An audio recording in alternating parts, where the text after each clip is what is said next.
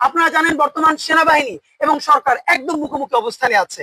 সামনে যে জিনিসটা আনা হয়েছে করিডোর ইস্যুটা, আমরা স্পষ্ট বুঝতে পারি করিডোর এটা একটা ইস্যু। নিশ্চয়ই 100 বার বলেছি, কোন রাজনৈতিক সমঝোতা ছাড়া, সেনাবাহিনীকে ইনভলভ করা ছাড়া এই সরকারের কোনো এখতিয়ারই নাই করিডোর নিয়ে কথা বলবার, এবং সরকার সেটা থেকে অলমোস্ট আমরা জানি সরেও এসেছে, এবং জাতিসংঘ হচ্ছেও বলেছে যে মিয়ানমারের সমঝোতা ছাড়া এটা হবে না। এরপরও কেন করিডোরটাকে সামনে রেখেই আমাদের সেনাবাহিনী এরকম একটা মুখোমুখি অবস্থানে গেলেন? তার চূড়ান্ত প্রমাণ হলো সেনাবাহিনীর দরবারে আমাদের সেনাবাহিনীর প্রধান তিনি যে বক্তব্যটা দিলেন, এটা স্পষ্ট একটি রাজনৈতিক বক্তব্য। তিনি বলেছেন নির্বাচনের কথা, তিনি আরো অপরাপর যত কথা বলেছেন, এটি কিন্তু রাজনৈতিক বক্তব্য। প্রতিষ্ঠান হিসেবে দেখেন, রাষ্ট্রের বিভিন্ন মেকানিজম থাকে, সারাদিন নিজেরা কাজ করতে হয়, কিন্তু আপনি পাবলিকলি কোন কথা কার সামনে বলতে পারবেন, এটা কিন্তু একটা ডেকোরাম আছে। সুতরাং সেনাবাহিনী ইচ্ছা করে সেনাপ্রধান এই রাজনৈতিক বক্তব্যটা দিয়েছেন। শুধু দিয়েছে তাই না, কি বক্তব্য দিয়েছেন আপনাদের মিডিয়ার কল্যাণে আমরা সেগুলো ফটোকার্ড দিয়েছি। আপনারা জানেন সেনাবাহিনীর অভ্যন্তরীণ কোনো প্রোগ্রাম অথবা তাদের দরবার হলে যখন কোনো অ্যাড্রেসিং হয়, সেনাবাহিনীর প্রধান যখন অ্যাড্রেস করেন, তার কোনো বক্তব্য কোথাও লিক হওয়ার কোনো সুযোগ নাই। এর মানে সেনাবাহিনী চেয়েছেন এই বক্তব্যগুলো সামনে আসুক, তাই বলে মিডিয়া আপনারা নিউজ করেছেন।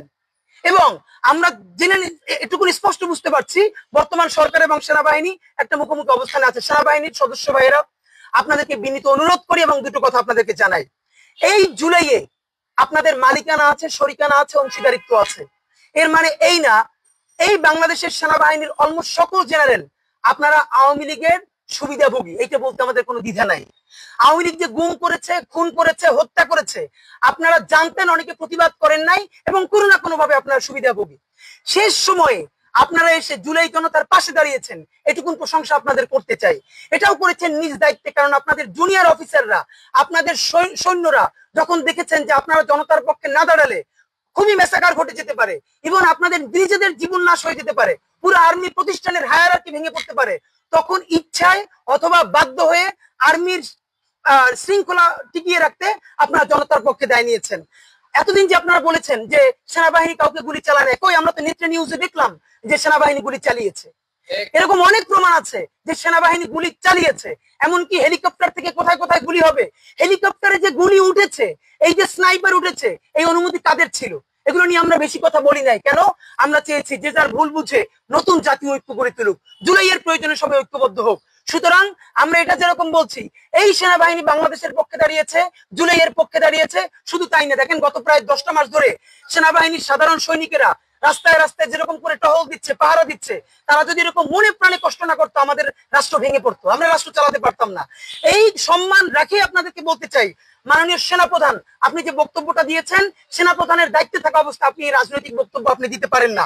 এবং স্পষ্ট আপনাদের ক্ষেত্রে আমরা কয়েকটা জিনিস দেখছি, বর্তমান সেনাবাহিনীর মধ্যে নতুন একটা ইচ্ছা জেগেছে, এটা খুবই স্পষ্ট ভাবে তারা চাচ্ছে। সেটা হলো যেই দলই সামনের নির্বাচনে ক্ষমতায় ফিরুক, সেটা বিএনপি হোক, জামাত ইসলামী হোক, এনসিপি হোক, তাদেরকে সেনাবাহিনীর একটা গুরুত্বপূর্ণ স্টেককে মেনেই তারপর ক্ষমতায় থাকতে হবে। অলমোস্ট যদি বুঝিয়ে বলি, পাকিস্তান সেনাবাহিনীর আদলে পাকিস্তানে যেই সরকারি ক্ষমতায় আসুক, যারাই ক্ষমতায় থাকুক, সেনাবাহিনীকে একটা হিস্সা দিয়ে তারপর তাদেরকে চলতে হয়।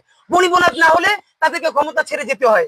সম্ভবত আমাদের সেনাবাহিনী ইনস্টিটিউশনালি একটা সিদ্ধান্ত নিতে চাচ্ছে অথবা নিয়েছে, বিএনপি আসুক, জামাত আসুক, এনসিপি আসুক, তাদেরকে সেনাবাহিনীর সাথে বলে করে তারপরে আসতে হবে। আপাতত এটা একটু ভালো মনে হলেও, আমাদের দেশের কিছু মানুষের কাছে একটু আনন্দদায়ক মনে হলেও, বাংলাদেশের গণতন্ত্রের উন্নয়নের পথে, গণতান্ত্রিক যাত্রার পথে এটা একটি অত্যন্ত বড় হুমকি। এটা বাংলাদেশের জনগণ কোনোভাবে মেনে নিতে পারে না এবং এটা নিতে দেওয়া হবে না। আপনাদেরকে আমরা জানাই তাদের বর্তমান বক্তব্য, এবং এটা আমরা বুঝতে পারি আর একটা 1-11 মতো তারা চিন্তা করছেন। যেই 1-11 সেনাবাহিনী করেছে দিল্লির প্রেসক্রিপশনে, এবং যেই 1-11 কারণে বিএনপি শুধু দেখেন, আপনাদেরকে আমরা এটা পরে বলবো যে বিএনপি যে 1-11তে ক্ষমতায় মানে চলে গেছে, তাদেরকে ইঞ্জিনিয়ারিং ইলেকশন করে, তারপর ইলেকশন ইঞ্জিনিয়ারিং করে তাদেরকে এভাবে যে সরিয়ে দেওয়া হয়েছে, এদিকে শুধু বিএনপি ক্ষতিগ্রস্ত হয়েছে নাকি সারা বাংলাদেশ ক্ষতিগ্রস্ত হয়েছে? সারা বাংলাদেশ ক্ষতিগ্রস্ত হয়েছে। কিন্তু আমরা এখন দেখলাম সেনাবাহিনী একটা 1-11 মতো নতুন করে একটা ফরম্যাটে উঠে আসতে চাচ্ছে।